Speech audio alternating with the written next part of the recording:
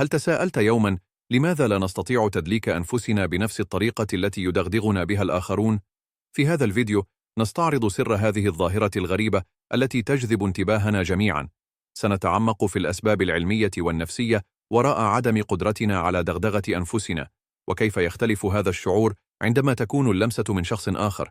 استعدوا لاستكشاف جانب جديد من فهم سلوكنا وجسمنا بطريقة مبسطة وممتعة تحفز فضولك. تخبرنا الأبحاث العلمية أن سبب عدم قدرتنا على دغدغة أنفسنا يعود إلى توقع الدماغ للحركة. عندما نقوم بمحاولة دغدغة أنفسنا، يكون دماغنا على دراية كاملة بنية الحركات التي سننفذها، مما يؤدي إلى تقليل الاستجابة العصبية لمسألة الدغدغة. بالمقابل، عندما تكون اللمسة من شخص آخر، يكون التأثير غير متوقع، فيزيد ذلك من حساسية الجلد.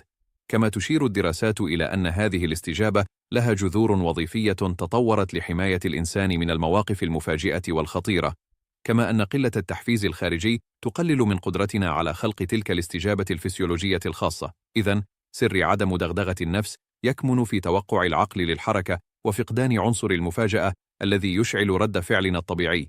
في الختام، تكشف لنا هذه الظاهرة عن مدى تعقيد تفاعل جسمنا وعقلنا مع الحواس. في حين أن التجارب الخارجية تخلق شعوراً لا مثيل له، فإن القدرة على توقع الأفعال تجعل من الدغدغة تجربة محدودة ذاتية النتائج. آمل أن تكون هذه النظرة العلمية قد فتحت أمامك آفاقاً جديدة لفهم ظواهر حياتية غريبة.